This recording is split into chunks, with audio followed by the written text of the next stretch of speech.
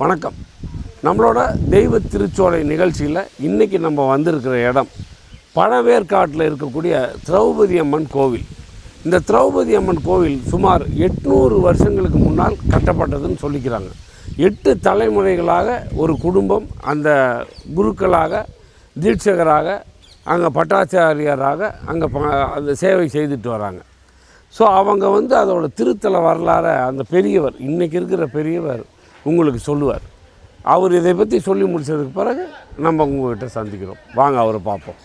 உலகெலாம் உணர்ந்தோதற்கரியவன் நிலவுலாவிய நீர்மலி வேணியன் அழகில் சோதிலன் அம்பலத்தாடுவான் மலர் சிலம்படி வாழ்த்தியே வணங்குவாம்.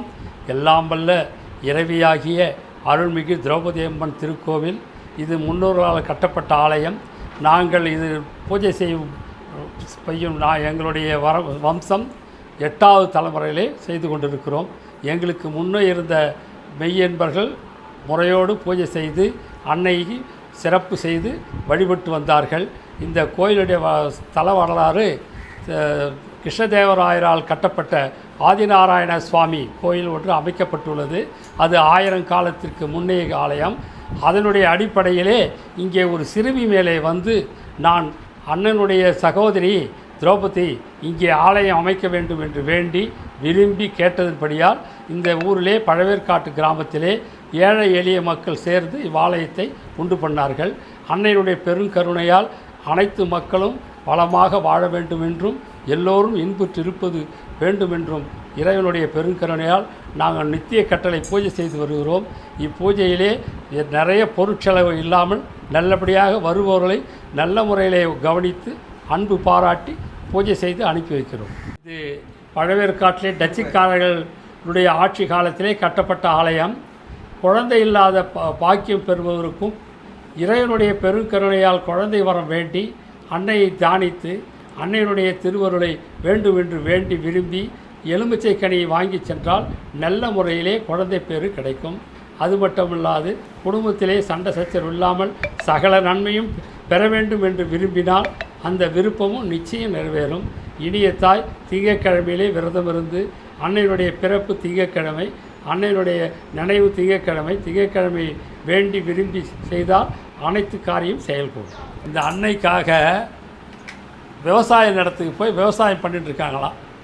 மகனை கோயில் பூஜை முறை பாரு, நம்ம முறை அது அனந்தமி 4 பேர் இருந்தால் நீ ஒரு மாதம் பார்க்க சொல்லிட்டு ஒரு விவசாயத்துக்கு போனாராம்.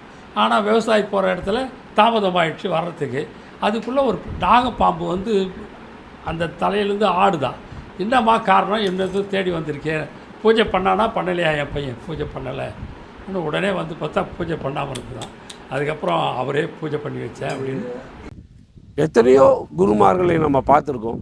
திரௌபதி அம்மன் கோயில் அந்த குருமார் தான் ரொம்ப பழமையான மனிதராக யதார்த்தமாக இருந்தார். எந்தவித ஜோடனையும் இல்லாமல் சாமிக்கு அலங்காரம் பண்ணுறதுக்காக பூக்களை பறிச்சுக்கிட்டு இருந்தவர் நமக்காக இந்த ஸ்தல வரலாறை சொல்லிட்டு போயிருக்கார். அவர் இன்னொரு விஷயத்த சொன்னார். இப்போ எனக்கு ஓரளவுக்கு ஞாபகம் இருந்ததை நான் சொல்லிட்டேன். இன்னொரு முறை நீங்கள் எனக்கு டைம் கொடுத்து வாங்க, நான் அந்த ஓலைகள்லாம் எடுத்து வச்சு நான் ஒரு ஷெட்யூல் போட்டு வச்சுக்கிறேன். அதுக்கு பிறகு இந்த பழவேற்காட்டில் இருக்கக்கூடிய பல கோயில்களோட ஸ்தல வரலாறை நான் சொல்கிறேன், என் பையனும் சொல்லுவான் அப்படின்னு சொல்லியிருக்காங்க. அவர் பேர் பழவேற்காடு சுரேஷ். ஸோ அந்த தம்பிக்கிட்ட நம்ம நம்பரை வாங்கிட்டு வந்திருக்கோம். இன்னும் உங்களுக்கு பழவேற்காட்டில் இருக்கக்கூடிய பலவிதமான கோயில்கள், நிறைய கோயில்களோட வரலாறுகளை சொல்கிறதுக்கு அந்த தம்பி நமக்கு உதவியாக இருக்குன்னு சொல்லியிருக்கார். அவரை கண்டிப்பாக சந்திப்போம், நிறைய வரலாறுகள் எடுப்போம், உங்கள்கிட்ட பதிவுகளை கொடுப்போம். நன்றி. இன்னொரு திருத்தலத்தில் இன்னொரு தெய்வ திருச்சோலை நிகழ்ச்சியில் நான் உங்களை சந்திக்கிறேன்.